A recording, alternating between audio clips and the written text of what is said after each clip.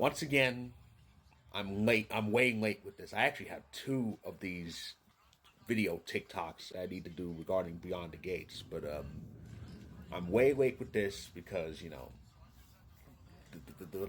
the sports scene is just too crazy right now, especially with what's going on in the NHL.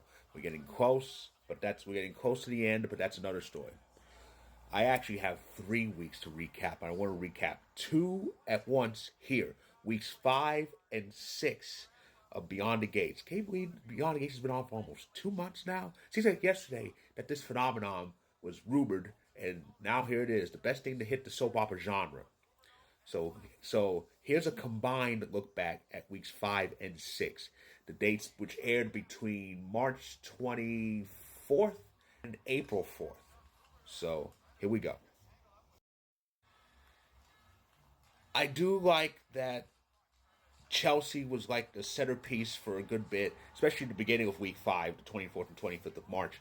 Um, Chelsea's Chelsea wanted to quit actually modeling and go into like managing business, different business venture. Her number one obstacle was telling Danny. Danny kind of, well, I don't want to use the word pressure, but it seemed like Danny kind of pressured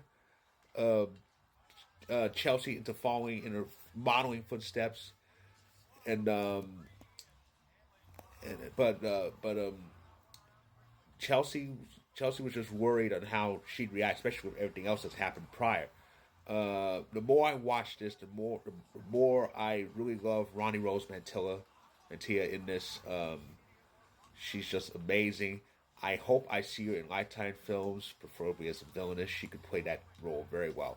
Don't be surprised if we do see her in Lifetime movies down the line. Like I said, Lifetime tends to borrow from the soap opera group when it comes to casting.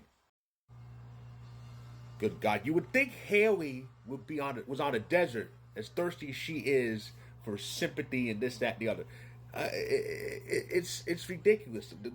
The episodes that aired on the 26th and 27th, though I think we kind of saw this in the 25th too. She is just begging everybody, please accept me, please accept Bill, this, that, and the other. It's pathetic the way she's going about this, and this isn't just a normal level of pathetic. Haley is Oilers fan thinking it's the 80s and they're with a bunch of cups pathetic. That's how far gone she is. It's ridiculous. It's ridiculous. She's approaching everybody. She's begging Jacob, and she's begging Naomi, and she's begging Chelsea. Haley, you're a pariah. Actually, you're not just a pariah. You're just basically a tumor. She needs to stop with this victim complex, which could fill up a Canadian football field about 50 times. It's just awful. She just needs to quit. So March 28th ended week 5, and of course Leslie and Ted, they were at it, and with Leslie in yet another disguise. She's like a demonic chameleon, but of course she demanded money, and she got it. Of course, let's face it, to borrow a line from a Hall of Famer, you can't trust Leslie even if her tongue was notarized. And week 6 kicked off on March 31st with Bill trying to kill that lawsuit against him, just trying to manipulate those women. They actually thought about backing out, but Naomi saved the day, thank goodness. It's kind of fitting that the top photo ended April 1st because it was April Fool's Day. But we see Bill and Danny together. And we're seeing them reminisce about the good times. And I'm going, what is this? What is this? I mean, yeah, it wasn't all bad, but it ended horribly. I mean, and it ends with them locking lips. I go, what the flying F? And then the following day, the second, sees Bill back away, act like was the aggressor.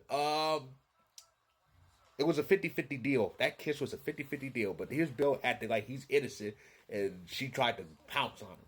My goodness. That guy has, to borrow a line from Tiny Toons, that guy has an ego the size of Cleveland. But, and of course, Bill's reason for having for visiting Danny, he wants Team Danny to ease up on Haley. It's ridiculous. When Bill's not being a toxic, he's being Haley's pet. Those are two qualities that are sickening. It's like being a fan of the Golden Knights whose second team is the Wild. Ugh. For the end of week 7 on April 3rd and April 4th, I decided to focus on two of my favorite characters, Vanessa and Nicole. But not for positive reasons. I decided to focus on which one's more naive. It's pretty neck and neck. So far, Nicole is leading, but it's not a blowout. I said week 7. I meant week 6. I'm sorry. I meant week 6. These two ended week 6, though. I will talk about week 7 in another video, but very soon. But like I said, so Vanessa still has no clue. Vanessa has no clue about her husband's gambling. Slight spoiler alert: she still doesn't. And and how Joey, the guy who owns the casino, is just slick lying about. Oh, I wanted to get a house for my mother. This, that, and the other. And of course, it was Ted who told Nicole that Joey's been lying about this, and she acted so shocked. You know, it's amazing for a therapist, for a psychiatrist, she knows absolutely nothing. She knows absolutely nothing, and I'm serious. I'm waiting for that moment when Nicole finds out everything, and I think I'm kind of like 60-40. Her find out the truth will lead her to becoming a villainess herself. She has that look of that good girl who's gonna go deranged and psycho in many different ways. I'm willing to wait. It's gonna happen. I don't know how, but it will. I'm willing to wait as long as possible. I'm a very patient man. Remember, I waited 21 years for a Stanley Cup. And that is my combined recap of weeks 5 and 6 of Beyond the Gates, the episodes that aired between March 24th and April 4th. And as far as week 7, that video is coming very, very soon. So, if you like this video, click the like button. If you're on YouTube, click subscribe if you want more. If you're on TikTok and Instagram, feel free to hit that follow button. And the link is my recap of weeks 5 and 6. That's right up above. Check it out when you can. And the week 7 recap is coming very, very soon. So stay tuned for that.